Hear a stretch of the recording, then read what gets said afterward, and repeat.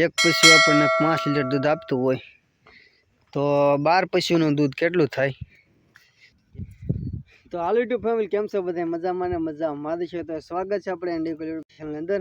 તો અટાણા આપણે આવી ગયા છે આપણા તબેલે. તો આપણા તબેલાની આજે આપણે એક તમને વાત કરવાની છે. તો વિડીયો ઢાળ બના લેજો. તો આપણે કેટલા પશુ છે એની માહિતી તમને દેવાની છે, અને કયું પશુ કેટલું દૂધ દે છે અને કેટલા પ્રાણી દવા દે છે પશુ આપણા, તો એનો વિડીયો લઈને તમારી સમક્ષ આવી ગયો છું. તો આપણા તબેલાની અંદર કેટલા પશુ દવા દે છે, કઈ ભેંસ છે, કેટલી ગાયું છે, કેટલા બળદ છે, કેટલા વાસરું છે, તો એના વિશે માહિતી દેવાની છે. તો આપણે વિડીયોની શરૂઆત કરીએ. પહેલાં લાઈક સબસ્ક્રાઈબ છે ને નાની એવી કોમેન્ટ કરી દેજો. તો આપણે પર સૌ પ્રથમ પહેલાં ભેંસની વાત કરી દઈએ. તો આપણે 3 ભેંસું છે તબેલાની અંદર. તો એક છે આપણે આ શું કહેવાય જાફરી છે, એક છે પગર, બીજી આપણે એ ખાંડી છે, બીજી છે એ તે જાફરામાંથી છે, જાફરીમાંથી.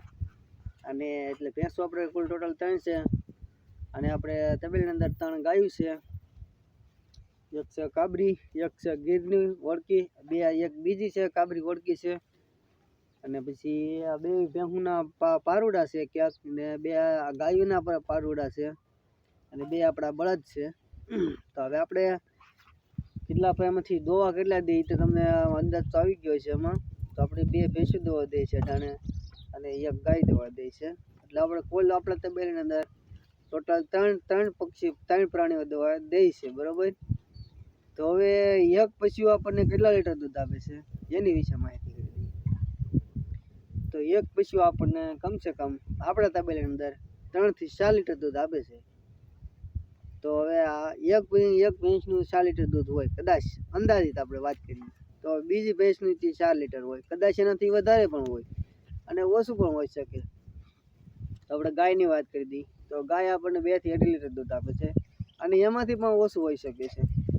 તો અટાણે આપણે એક દિવસનું ટોટલ આપણે ભરવા જતા અને ડેરીએ જવાનું કે કુલનું સવારનું સાંજનું 2 ટાઈમથી આપણે 8 થી 9 લીટર દૂધ ભરીએ છીએ, બરાબર. કેમ કે આપણે ઘર પૂરતી હોવું જોઈએ, અને બારોડાને બાંધવા જોઈએ, ને બીજા બધા કંઈક ખાવા પીવા ચા પાણી બધું હોવું જોઈએ એમાં.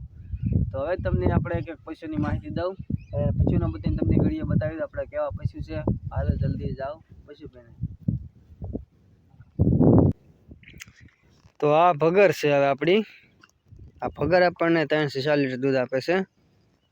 ભગરે આપણે નવી લીધેલી છે, હાવ હોજી છે એકદમ. અને આ મોરડો ને ખૂતી ગયો છે, હા ખૂતી ગયો છે મોરડો.